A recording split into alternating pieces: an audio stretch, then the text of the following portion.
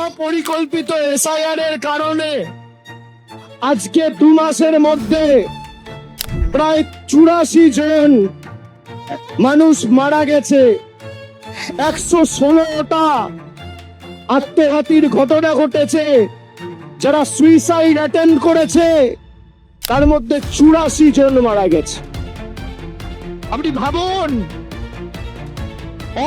হঠাৎ ইচ্ছা হলো আজকে লাইনে দাঁড়িয়ে নাগরিকত্বের প্রমাণ দিতে হবে। কে তুমি, তোমাকে নাগরিকত্বের প্রমাণ দেবে? আমাদের হেনস্থা করার জন্য নোটিশ পাঠিয়েছে। লজ্জা লাগে না? আরো 12টা রাজ্যে এসআইআর হচ্ছে। আমাদের বাংলাদেশি বলে, রোহিঙ্গা বলে যারা দাঁড়িয়ে দিয়েছিল, উত্তরপ্রদেশের 4 কোটি মানুষের নাম বাদ গেছে, গুজরাটে 1 কোটি মানুষের নাম বাদ গেছে। সব থেকে কম ডিলিশন যদি কোথাও হয়ে থাকে সেটা আমাদের এই বাংলা।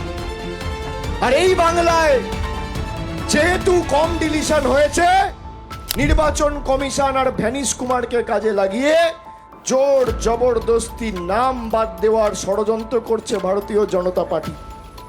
পরবর্তীকালে এসআইআর করে মানুষকে ধারাবাহিকভাবে নির্যাতিত করেছে। এই কমিশন নির্বাচন কমিশন নয়, এই কমিশন হচ্ছে নির্যাতন কমিশন।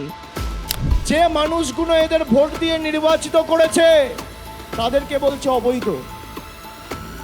আচ্ছা, নদিয়া, উত্তর 24 পরগনা, কলকাতা, দক্ষিণ 24 পরগনা, হাওড়া, হুগলি, মেদিনীপুর, জঙ্গলমহলের পুরুলিয়া, বাঁকুড়া, এদিকে বর্ধমান, ওদিকে মালদা, উত্তরে কুচবিহার, আলিপুরদুয়ার, জলপাইগুড়ি, দিনাজপুর, সব যদি অবৈধ হয় তাহলে বিজেপির যে সাংসদরা রয়েছে তারাও অবৈধ।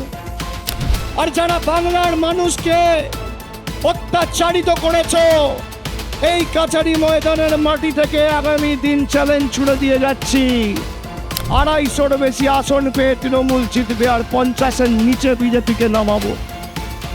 আমি কবি সুকান্তর কথায় বলি, আদিম হিংস্র মানবিকতার আমি যদি কেউ হই, স্বজন হারানো শ্মশানে তোদের চিতা আমি তুলবই। দেশের সর্বোচ্চ আদালত সুপ্রিম কোর্ট তৃণমূলের দাবিকে মান্যতা দিয়ে বলেছে লজিক্যাল ডিসক্রিপেন্সি লিস্ট রিলিজ করতে হবে। বিজেপির এসআইআর এর খেলা শেষ।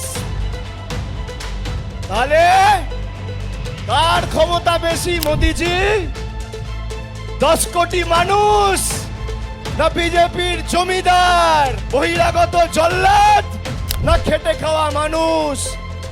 আজকে কোর্টে হারালাম, এপ্রিলে ভোটে হারাবো।